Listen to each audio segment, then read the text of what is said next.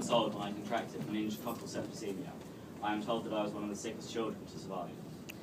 Just that I don't confuse anyone, I should say that I have grown up thinking of the illness that changed my life as septicemia, but now I know that sepsis and septicemia are the same thing. So forgive me for using the term that I'm most familiar with, but the terms and devastation they bring are identical. The day started out like any other Wednesday, but ended very differently. It was January 1998. I was fine when my mother left home for work, but during the course of the morning I was sick a few times. The nanny called my mother, who ordered a taxi to take me to the doctor, because it was a cold day. "I'll get the taxi to wait to take you back as he's not feeling well," she said. "The doctor says he didn't know what was wrong with me. He just said I looked a bit poorly.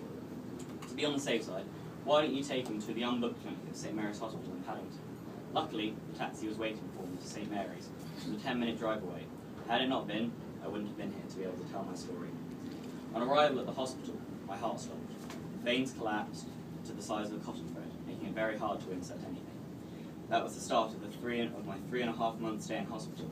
I had meningococcal septicemia. My body went into septic shock. The toxins produced by the meningococcal bacteria punctured my blood vessels, and my system struggled to carry oxygen around my body. My heart was beating at 210 beats per minute. By now, my body was covered in a meningococcal rash. Multi-organ failure set in, and septicemia ravaged its way around my body. As the days went on, all this tissue that had been starved for oxygen died and blackened. My right leg and all my fingers went purpley black. That was what was going on inside. On the outside and on the inside, my kidneys went into failure, my liver too. When I left hospital 3 months plus later, I lost my right leg below the knee and all of my fingers. What we all know is that there absolutely nothing that could have been done better at the time in the hospital, because my good luck was going to a leading centre in the treatment of this horrendous disease. However, if the GP had understood what was going on earlier on and given me a massive burst of penicillin, things could have been very different. So I wouldn't have got to carry the Olympic torch through Trafalgar Square, and I wouldn't be considering which sport I'm going to take up to get that Paralympic gold medal, but it could have been very different. So it was bad luck getting the illness in the first place. It was bad luck getting a GP who missed all the signs presented to him. But from there onwards, I have been very, very lucky. Among my luck was to be looked after by an incredible team at St Mary's Hospital. The first consultant who had looked after me was an amazing man, called Dr. Parvis Abibi. He didn't leave my side.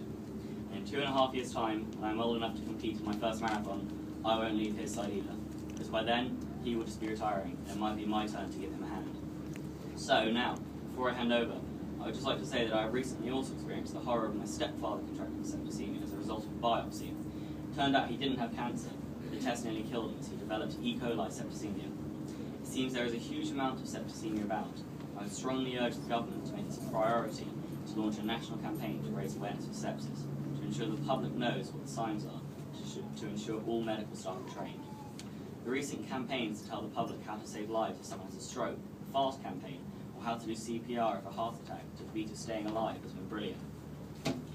Sepsis is a serial killer that is causing widespread devastation. It is time to put the not wanted posters and raise awareness that so many lives and limbs can be saved.